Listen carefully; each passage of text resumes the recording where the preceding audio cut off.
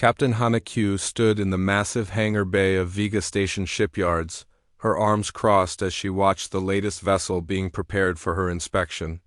The Zentarian cruiser gleamed under the bright station lights, its silver hull polished to mirror perfection. Every line of the ship spoke of advanced engineering and careful design. To most observers it looked magnificent. Hana was not most observers. She walked slowly around the ship, her trained eyes scanning every detail. The Zentarians had spent 3 years designing this vessel specifically for her approval. They had studied her previous rejections, analyzed her requirements, and built what they believed was the perfect starship. The delegation of blue-skinned engineers watched nervously from the observation deck above, whispering among themselves in their musical language. The ship was beautiful, Hana admitted silently. The Zentarians were master craftsmen, known throughout the galaxy for their artistic approach to engineering. But beauty was not what she needed. She needed perfection, and perfection meant more than just looking good. She ran her hand along the hull plating. The metal was smooth and seamless, but she could feel the slight vibration that meant the internal support structure was not quite right. The Zentarians had focused so much on making the exterior perfect that they had compromised the internal framework. It would hold together under normal conditions, but stress it too much and the whole section could buckle, moving to the engine compartment. Hana opened the access panels and peered inside. The power systems were works of art, with crystalline energy conduits arranged in beautiful patterns. But the patterns were decorative, not functional. The energy flow was inefficient, taking longer paths because they looked better. In a crisis, those extra microseconds could mean the difference between escape and destruction. She found 17 major flaws in the first 2 hours. The navigation computer was too specialized and would fail if asked to calculate jumps through unstable space. The life support system had no backup power source. The weapons array was powerful but would overheat after extended use. Each problem alone might be acceptable, but together they made the ship unsuitable for her needs. Admiral Nara Kim found her sitting in the ship's luxurious captain's quarters, making notes on her portable datapad. The older woman's gray hair was pulled back in a severe bun, and her Federation uniform was crisp and clean. She had known Hana for 15 years, ever since Hana had first started evaluating ships for the Federation's most dangerous missions. "Another rejection?" Nara asked, settling into the chair across from Hana. 17 critical flaws and 43 minor ones, Hana replied without looking up from her notes. The Zentarians are excellent artists, but they build ships like sculptures. Beautiful to look at, but not practical for real use. Nara sighed. That makes 203 ships you've rejected. The shipbuilders are starting to think you're impossible to please. I'm not impossible to please, Hana said, finally looking up. I just have standards. Is that so wrong? Your standards are higher than anyone else's in the galaxy, Nara pointed out. Even our best military vessels don't meet your requirements.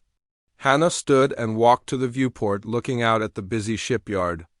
Dozens of vessels were under construction, from small patrol craft to massive cargo haulers. All of them had flaws. All of them were compromises between cost and capability, between looks and function, between what people wanted and what they actually needed. You know why I need the perfect ship, Hana said quietly. Nara nodded. 3 months ago, Hana's younger brother Tay had disappeared while conducting research in the Helix Nebula. The nebula was one of the most dangerous regions in known space, filled with electromagnetic storms and gravitational anomalies that could tear apart even the strongest vessels. Several rescue attempts had failed, not because of lack of courage, but because the ship simply could not survive the nebula's harsh conditions. The Helix Nebula will destroy any ship that isn't absolutely perfect, Hana continued. 1 week point, 1 system failure, 1 design flaw, and everyone aboard dies. Tay is still alive in there somewhere, but I can't reach him with these toys that people call starships. She turned back to face Nara. Every ship I've looked at has the same problems. They're built for normal space, normal conditions, normal operations. The Helix Nebula is not normal, it's chaos. It eats ships and spits out debris. Nara was quiet for a moment, then reached into her jacket and pulled out a data pad. I might have something different for you to look at. Hannah took the pad and read the information displayed on the screen. Her eyebrows rose in surprise. Humans? You want me to examine a human ship? The, HFY Resilience? It's currently docked at Titan Station. Hannah stared at the pad in disbelief. Humans have barely been in space for a century. Their technology is primitive compared to any other species in the Federation. Why would I waste my time on a human vessel? Because, Nara said with a slight smile, they have a reputation for building ships that survive impossible situations. Survival and perfection are not the same thing, Hannah replied, handing back the datapad. I need precision engineering, advanced systems, flawless construction. Humans are known for making crude, ugly ships that barely hold together. Are they? Nara asked. Or is that just what everyone assumes? Have you ever actually examined a human vessel? Hannah had to admit she had not. Human ships were rare in the core systems, and she had never had reason to inspect one. The few she had seen from a distance looked rough and patched together, nothing like the sleek vessels produced by more advanced species. Look, Nara said, standing up. I'm not ordering you to go. But you've rejected every other option. The Helix Nebula is getting more unstable every day. If Tay is going to be rescued, it has to be soon. What do you have to lose by looking at one more ship? Hannah was quiet for a long moment, staring out at the shipyard again. 203 rejections, 3 years of searching. Her brother lost somewhere in the most dangerous region of space, and no ship good enough to reach him. Fine, she said finally. I'll go to Titan Station. But I'm not expecting anything different. If human ships were any good, someone would have noticed by now. Nara smiled and headed for the door. The transport leaves in 2 hours. Pack light, Titan Station isn't exactly a luxury resort. After Nara left, Hannah finished her notes on the Zentarian cruiser. She would submit her report within the hour, and by tomorrow the shipbuilders would be reading her detailed analysis of every flaw and failure in their beautiful vessel. They would be disappointed, perhaps angry, but that was not her problem. Her problem was finding a ship that could survive the Helix Nebula as she packed her few belongings. Hannah tried to imagine what a human ship might look like up close. Probably welded metal plates and exposed wiring, she thought. Humans were known for their crude but functional approach to technology.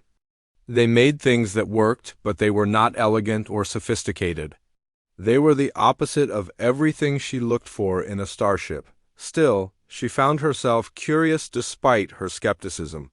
Every other species built ships according to established principles and traditions.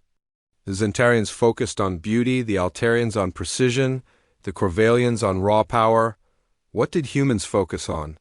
What made their ships different enough that Admiral Kim thought they might succeed where everyone else had failed? She would find out soon enough. In a few hours, she would be on her way to Titan Station to examine the HFY Resilience. She expected to be back within a day with another rejection to add to her list. But something in Nara's tone suggested this inspection might be different from all the others. Titan Station hung in the darkness of space like a forgotten piece of metal. Unlike the gleaming Vega Station with its polished surfaces and artistic designs, Titan Station looked purely functional. The docking bays were simple rectangles cut into the station's hull, and the corridors were painted in basic gray. Hannah walked through the station feeling like she had stepped backward in time. The human who met her at the airlock was not what she expected. Captain Woo Jin Park was tall and lean, with dark hair and calm eyes. His uniform was clean but showed signs of wear, and his handshake was firm without being aggressive. He seemed completely relaxed, as if meeting alien ship inspectors was something he did every day. Captain Q, he said with a slight bow, welcome to Titan Station. I'm Jin Park, commander of the Resilience. Admiral Kim told us you might be coming. Hannah nodded politely. Captain Park, I hope you understand that this inspection is just a formality. I don't expect your vessel to meet my requirements. Jin smiled. Most people say that when they first see her. Come on, let me show you. To the docking bay. They walked through the station's corridors, passing human crew members who nodded respectfully but did not stare. Hannah had grown used to being the center of attention wherever she went. Her reputation as the galaxy's most demanding ship inspector usually drew curious looks and whispered conversations. Here, the humans treated her like any other visitor. "How long have you been in command of the Resilience?" she asked as they walked. 5 years, Jin replied. "She's not much to look at, but she's gotten us through some tough situations." They reached the docking bay, and Hannah got her first close look at a human starship. Her first impression was that someone had taken a proper vessel and beaten it with hammers. The hull was a patchwork of different metals, some clearly newer than others. Welding seams were visible everywhere, and several sections looked like they had been added after the original construction. Pipes and conduits ran along the outside of the hull instead of being hidden inside where they belonged. "This is the Resilience," Jin said, sounding proud of the ugly ship. Hannah stared at the vessel in shock. It looked like it had been built in someone's backyard using spare parts. The hull plating was dented and scratched, and she could see what looked like weapon damage that had been repaired with metal patches.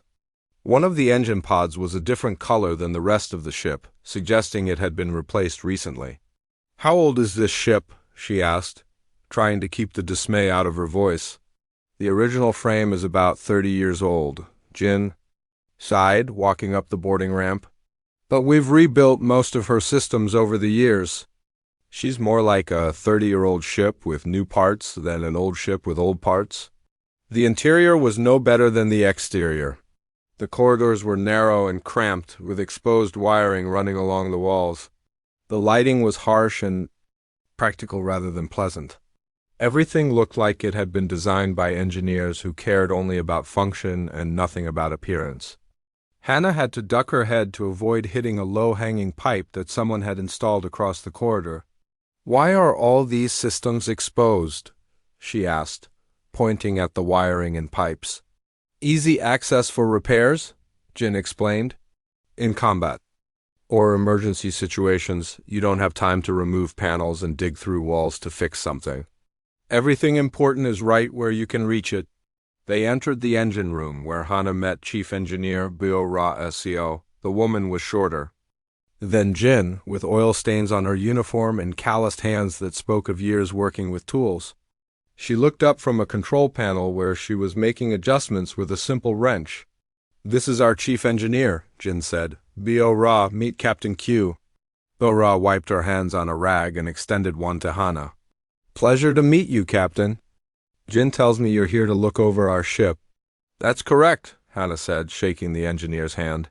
"Though I have to say, your vessel is quite different from what I'm used to seeing." Bio-Ra laughed. "I bet it is.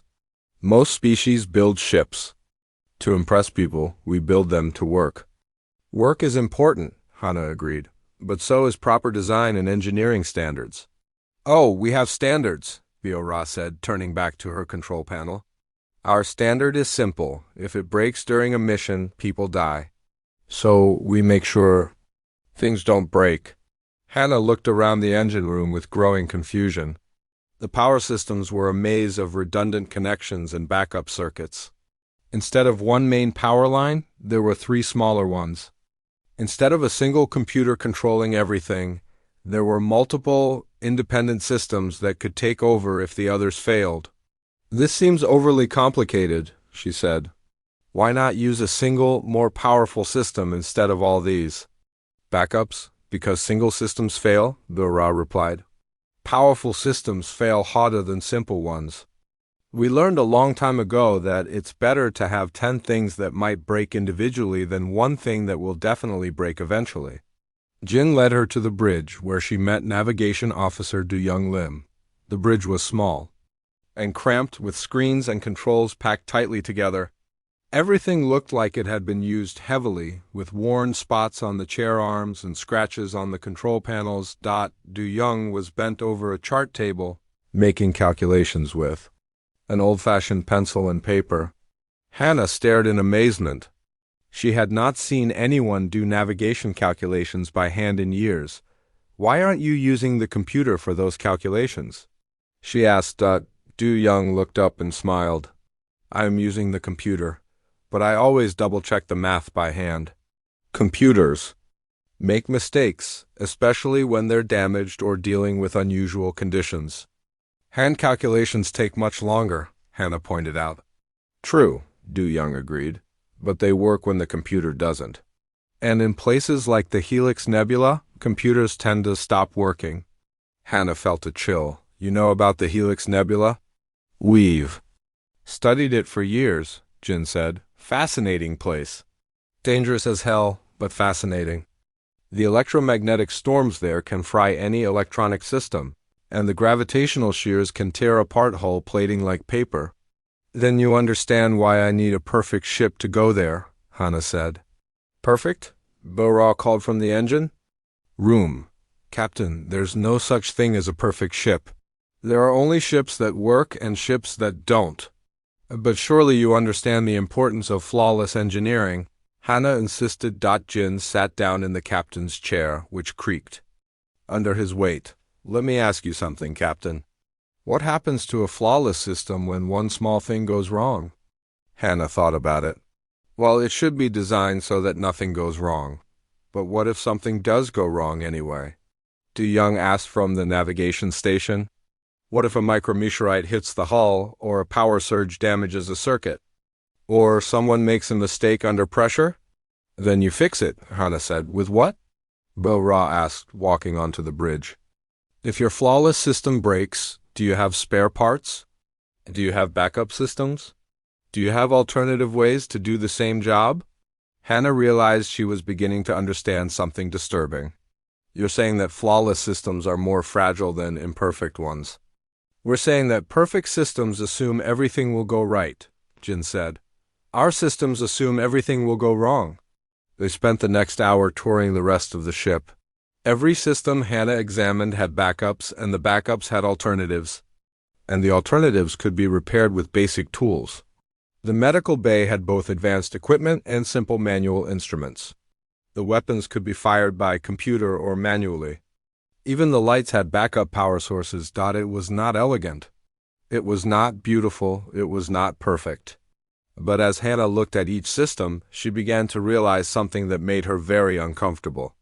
This ugly, patched-together ship might actually be more reliable than any of the beautiful vessels she had spent years examining. The humans had not built a ship to impress anyone.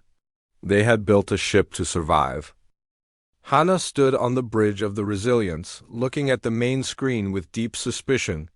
The ship had surprised her with its redundant systems and practical design, but she was not ready to believe that human engineering could actually work better than the advanced technology of other species. There was only one way to find out for sure. Captain Park, she said, turning to face Jin. I want to test your ship. Jin raised an eyebrows. What kind of test? Take me to the asteroid field. Of sorrows, Hannah said. If your ship is as capable as you claim, it should be able to handle a simple navigation exercise. The bridge went quiet. Du Young looked up from his navigation station with concern. Bo-Ra, who had come up from the engine room, frowned at Hannah. The asteroid field of sorrows isn't exactly a simple navigation exercise, Jin said carefully. That's where ships go to die. Even our best military vessels avoid that place unless they absolutely have to go there? Exactly, Hannah said. Any ship can perform well in empty space or controlled conditions. I need to see how the Resilience handles real danger. Jin was quiet for a moment, thinking. The asteroid field of sorrows had earned its name over the past 50 years. Hundreds of ships had been destroyed trying to navigate through the dense field of spinning rocks and metallic debris.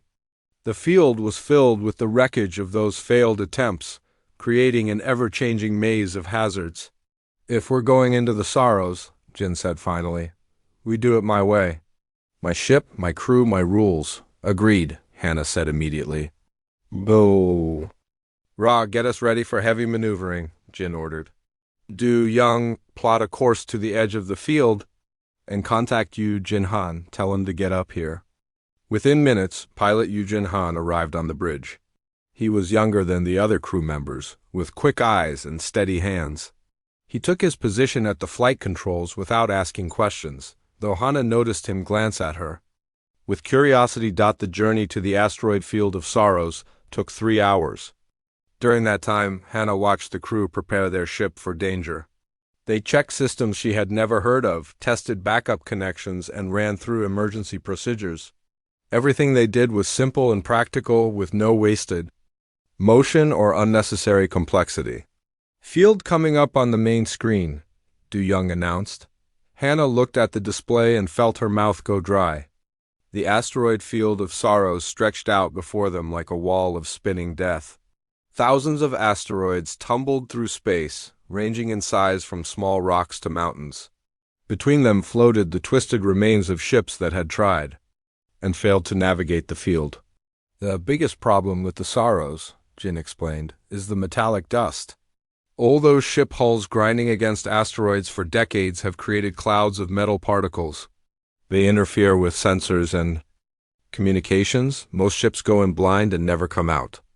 "How do you navigate without sensors?" Hana asked. "Very carefully," Eugene said from the pilot station. Jin smiled. "We use what we call Mark I eyeballs, old-fashioned, looking out the window. Eugene, take us in slow and steady." The Resilience moved into the asteroid field like a cautious animal entering unknown territory. Almost immediately, the sensor readings became confused and unreliable. The metal dust clouds scattered their signals, creating false readings and hiding real dangers. "Sensors are useless," Du Young reported. "I'm getting readings that show asteroids where there's empty space and empty space where there are definitely asteroids." "Switch to optical," Jin ordered. Eugene reached up and activated a series of manual controls that Hana had not noticed before. The main screen changed from sensor display to direct visual feed from cameras mounted around the ship. Suddenly, they could see clearly what was ahead of them. "Much better," Eugene said, adjusting their course to avoid a slowly spinning asteroid. "I never trust sensors anyway. Eyes don't lie." For the next hour, Hana watched in amazement as the crew navigated through the deadly field using nothing but their own skill and judgment. When the forward cameras were blocked by dust clouds, they switched to side cameras. When those failed, Eugene actually opened a small viewing port and looked outside with his own eyes. "Asteroid coming up fast on the starboard side," Du Young called out, plotting their position on a paper chart. "I see it," Eugene replied, adjusting their course.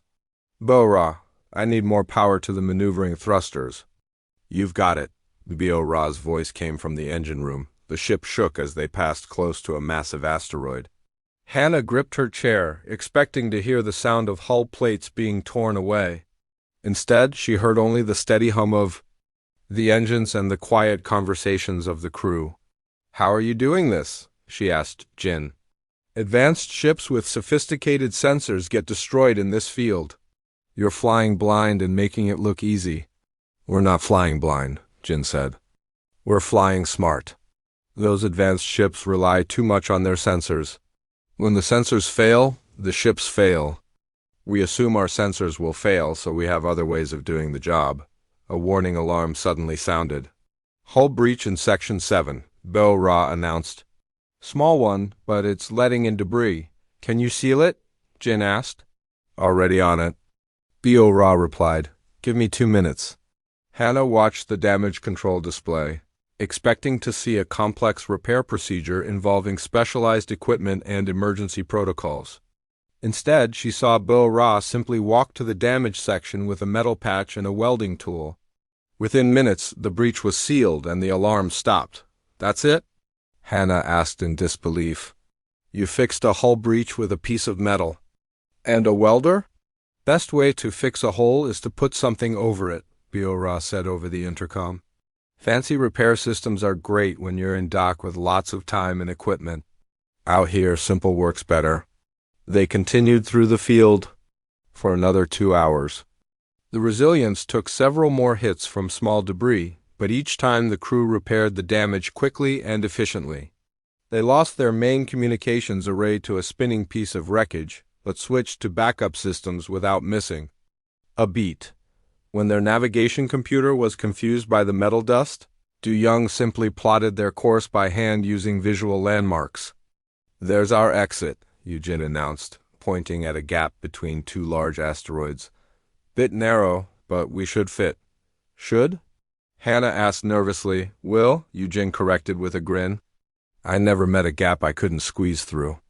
The Resilience slipped through the narrow opening like a fish swimming between rocks. Moments later, they were in clear space with the asteroid field of sorrows behind them. Well, Captain Q, Jin said, turning to face her. What do you think? Of our ship now?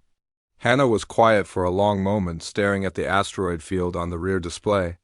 Any other ship would have been destroyed in there, or at least badly damaged. The Resilience had taken hits, lost systems, and faced constant danger, but it had never stopped working. More importantly, the crew had never stopped working. I think, she said slowly, that I may have been measuring ships by the wrong standards. Jin nodded. Pretty ships break easily. Ugly ships keep flying. Your ship isn't just ugly, Hannah said. It's practical. That's the nicest thing anyone's ever said about her, Bo-Ra called from the engine room. Hannah looked around the cramped, scarred bridge with new eyes. This was not the elegant perfection she had spent years searching for. This was something different, something she was only beginning to understand. The Resilience was not built to be perfect. It was built to survive. And for the first time in her career, Hannah wondered if survival might be more important than perfection. After their successful journey through the asteroid field of sorrows, Hannah found herself sitting in the small mess hall of the Resilience with the human crew. The room was simple and functional, with metal tables and chairs that had seen years of use. The walls were covered with pictures of previous missions and crew members, giving the space a feeling of history and belonging. Jen set a cup of coffee in front of her. The liquid was black and bitter, nothing like the refined beverages she was used to on other ships. But it was warm and real, and somehow that seemed appropriate for this place. So, Jin said, settling into the chair across from her, are you ready to tell us why you really came here?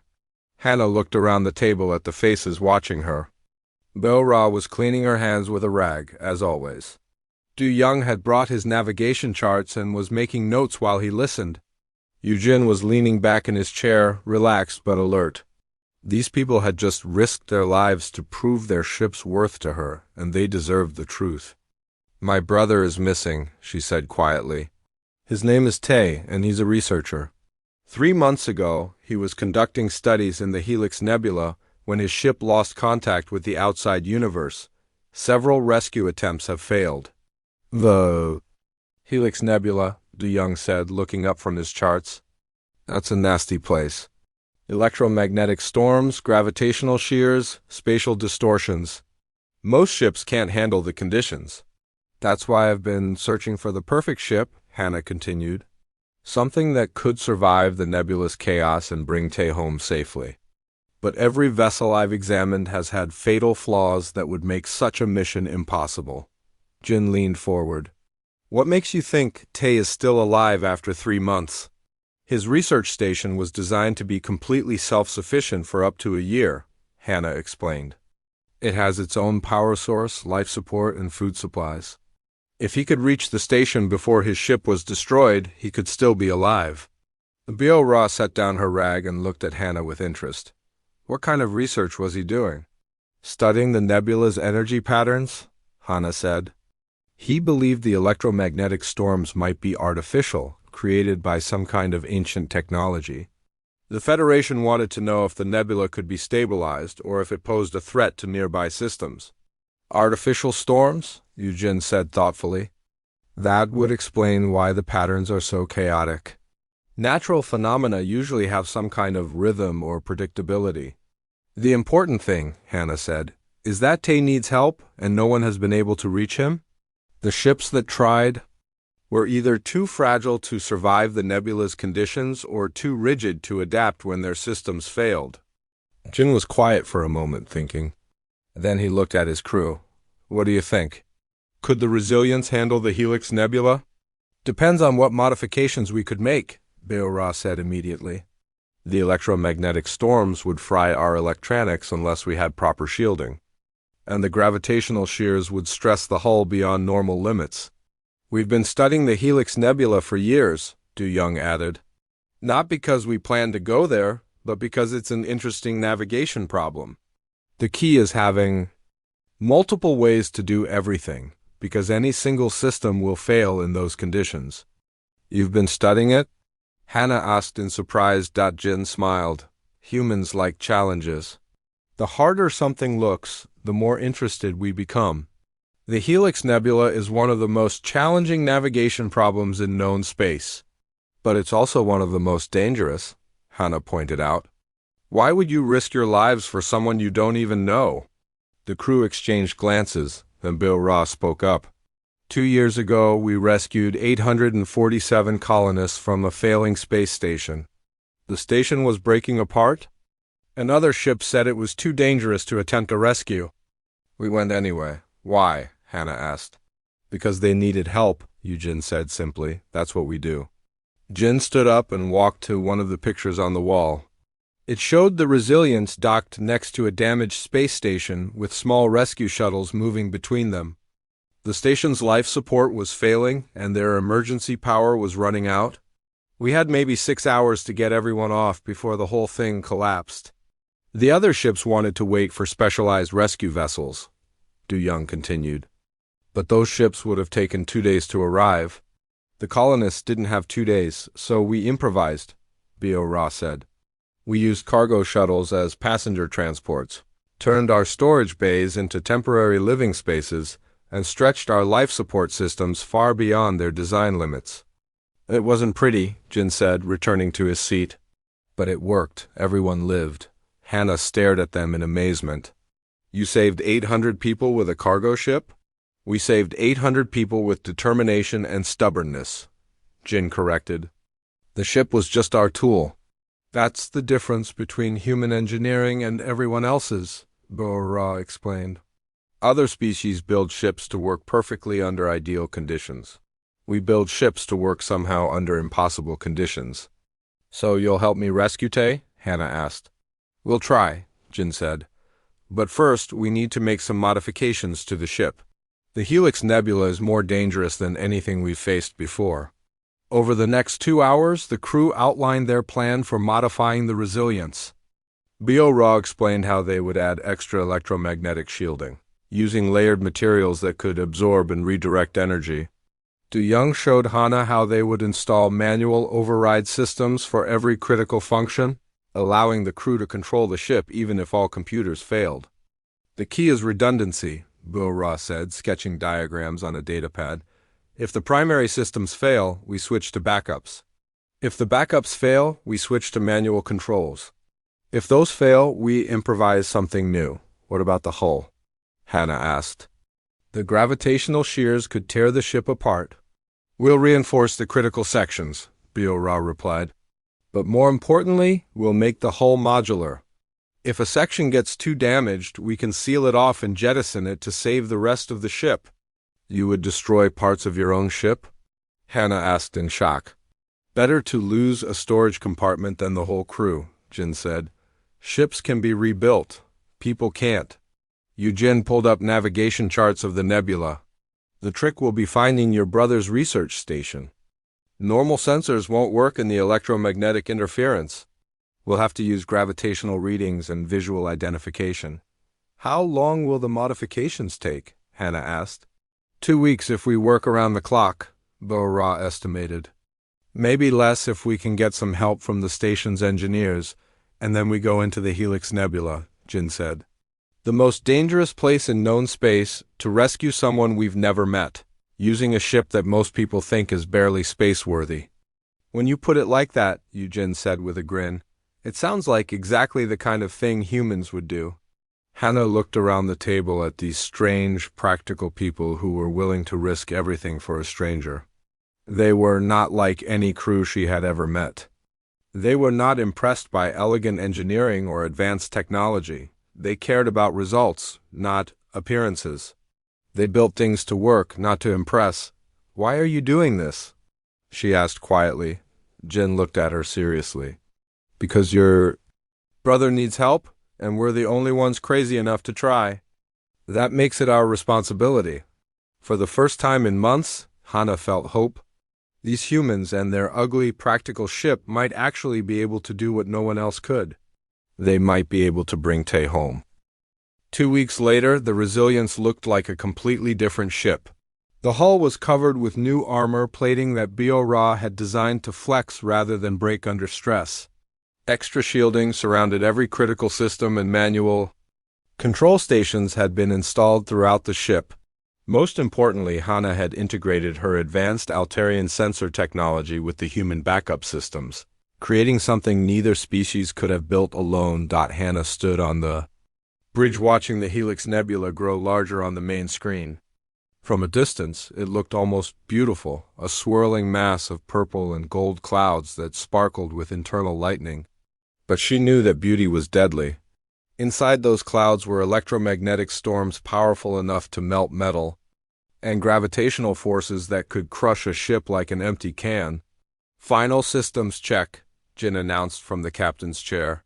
All primary systems operational, Du Young reported from navigation. Backup systems standing by. Manual controls? Tested and ready. Engineering reports all systems green, Bio-Ra called from her station.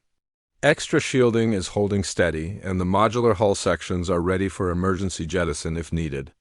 Pilot systems checked and double-checked, Eugene added. Got manual control of everything important, just in case the computers decide to take a break. Jin looked at Hana. Your sensor array? Hana checked her displays. The Altarian technology was more sophisticated than anything the humans had, but she had learned to appreciate their redundant approach. If her sensors failed, they had 3 different backup methods for navigation. All systems ready. The integration with your manual systems is working perfectly. Then let's go find your brother, Jin said. Eugene, take us in. The Resilience moved toward the nebula's edge like a swimmer preparing to dive into dangerous waters. As they crossed the boundary, the ship immediately began to shake from electromagnetic interference. The lights flickered and several warning alarms sounded. Electromagnetic storm building on our starboard side, Hana reported, watching her sensors with concern. It's larger than anything in the Federation database. Can we go around it? Jin asked. Eugene shook his head.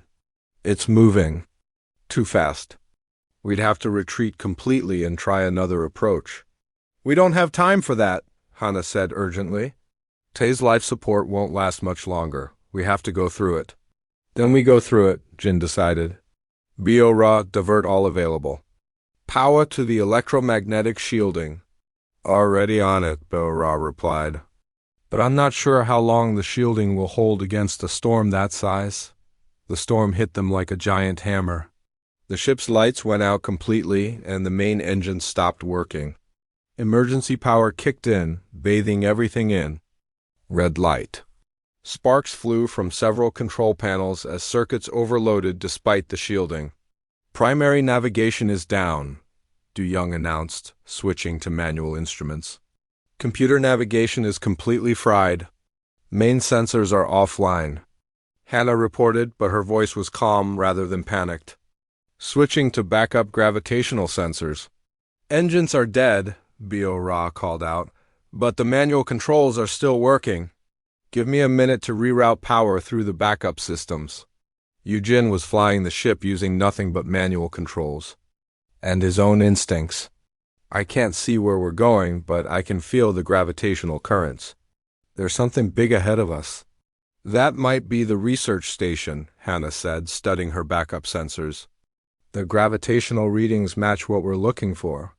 Within minutes, Bio-Ra had the engines running again using backup power systems. The lights came back on, though they were dimmer than before.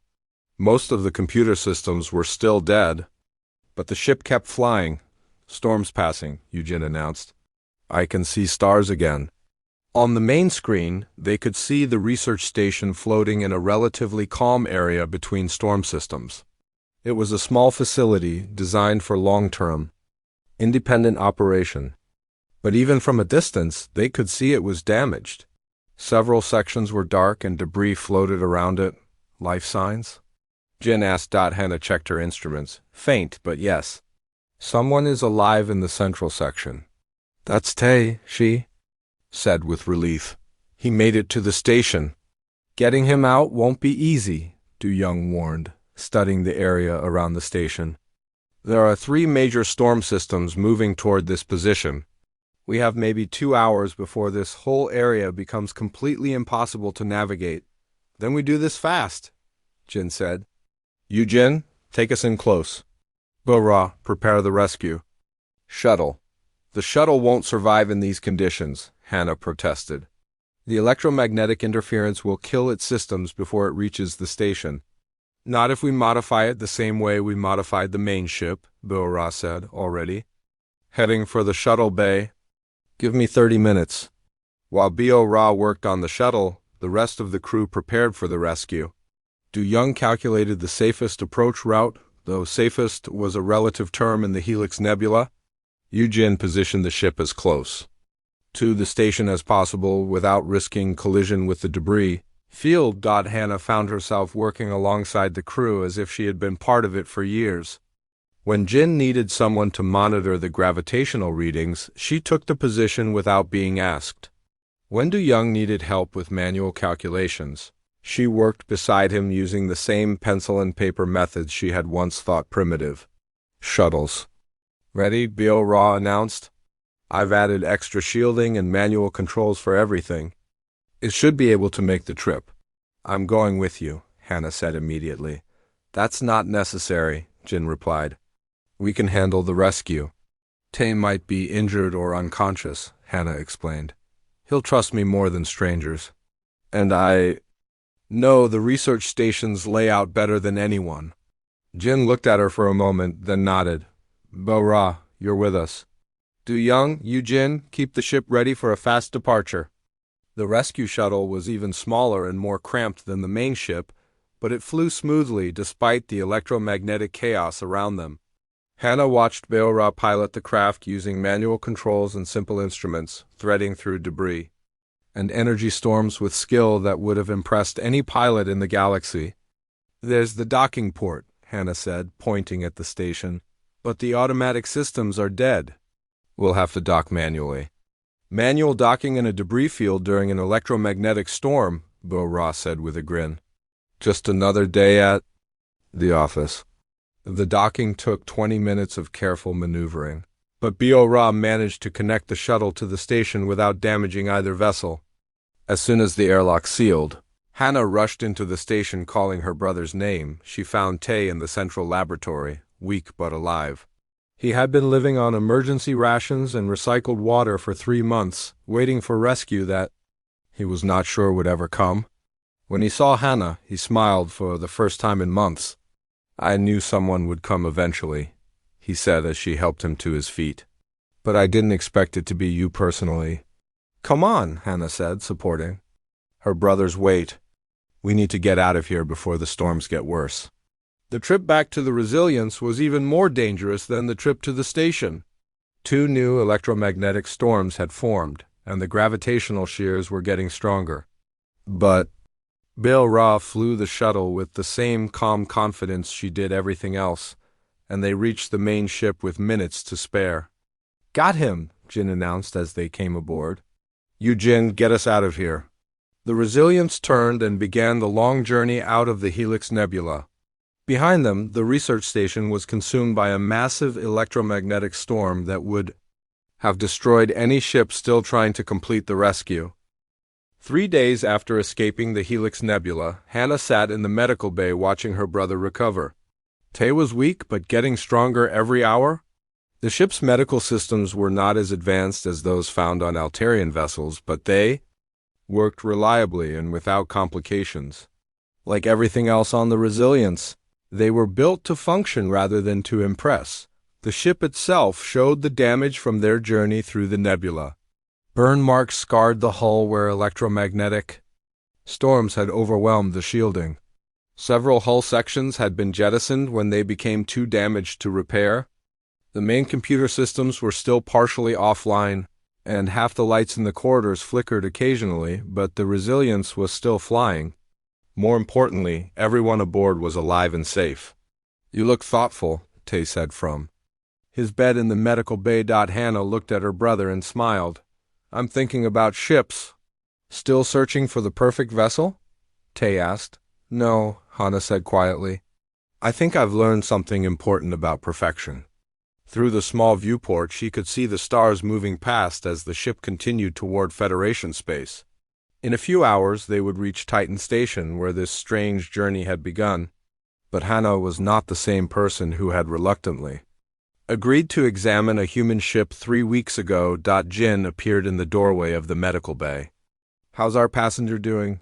Better every day, Tay replied. Thank you for risking your lives to save me. I know it wasn't an easy mission. Easy missions are boring, Jin said with a smile. Besides, your sister is part of our crew now. We take care of family. Hana looked at him in surprise. Part of your crew, aren't you? Jin asked. You worked alongside us during the rescue. You integrated your technology with our systems. You helped plan the mission and execute it successfully. That sounds like crew to me. But I'm not human, Hana pointed out. So? Bo-Ra's voice came from the corridor as she approached the medical bay. Du Young isn't human either. He's from Kepler 7. Jin is half human, half Centaurian. We don't hire people based on what species they are. We hire them based on whether they can do the job. Du Young isn't human? Hana asked in amazement. She had assumed all the crew were human because they work so well together. His people look similar to humans, Jin explained. But they have different internal organs and can survive in low oxygen environments. Very useful when you're doing repairs in damaged sections of the ship. The point is, Bo-Ra continued, we judge people by what they do, not what they look like or where they come from. And what you did was help us save lives and complete an impossible mission. Hana was quiet for a moment, thinking about everything that had happened. When she first saw the resilience, she had judged it by appearance and found it lacking. When she met the crew, she had assumed they were primitive because their methods were different from what she was used to. She had been wrong about everything. I spent years looking for the perfect ship, she said finally. One rejected hundreds of vessels because they had flaws or weaknesses. I thought perfection meant having no problems at all. What do you think now? Tay asked. I think perfection means being able to handle problems when they come up, Hana replied. The resilience isn't perfect because nothing ever goes wrong with it. It's perfect because when things go wrong, it keeps working anyway. Jin nodded. That's, the difference between building something to look good and building something to work. Most species focus on making ships that perform well under ideal conditions. We focus on making ships that still perform when conditions are terrible. Your ship has been damaged, parts of it have been destroyed. And half the systems are running on backup power, Hana observed. But it's still flying and everyone is safe. That's more reliable than any of the beautiful, flawless ships I spent years examining. Beauty is nice, Bo-Ra said, but it doesn't keep you alive when someone is shooting at you or when you're flying through an electromagnetic storm.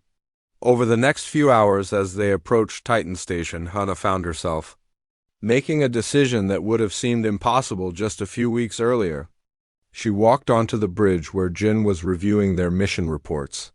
Captain, she said formally, I would like to request permanent assignment to your crew.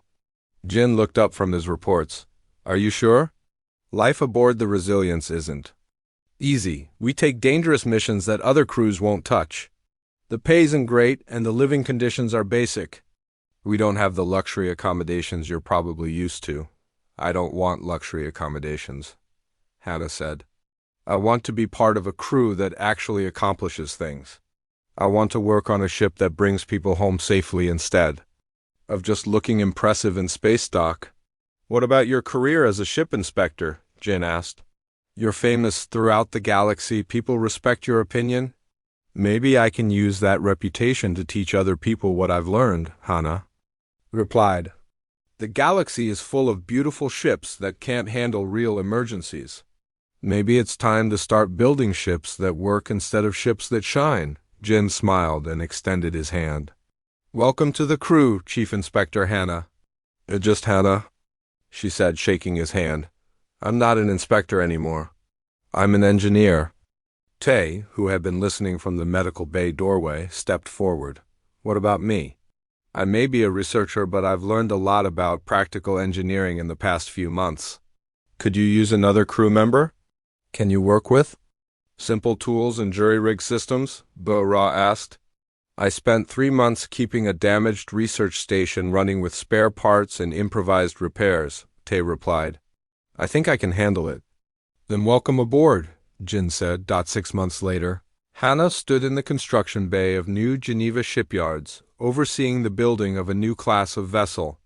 The ship taking shape before her was not the most beautiful craft ever built.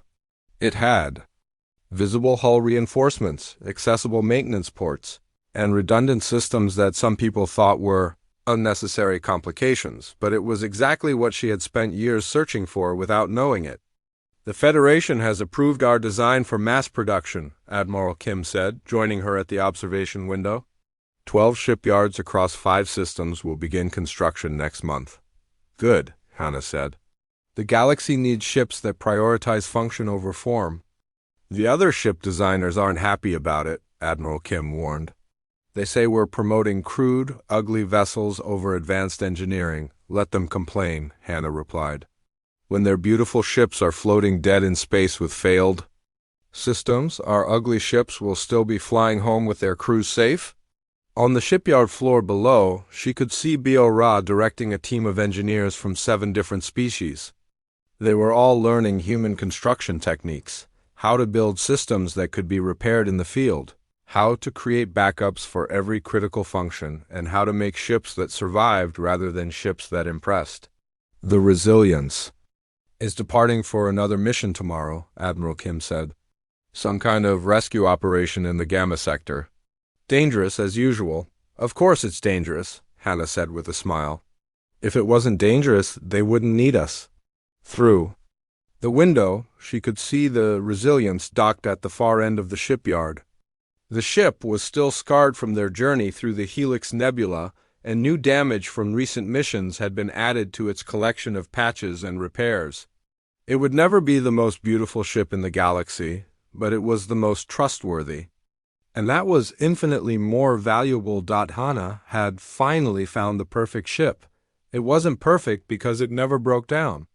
It was perfect because when it did break down, it could be fixed, and it kept flying, and it brought everyone home safely. That was the only kind of perfection that really mattered.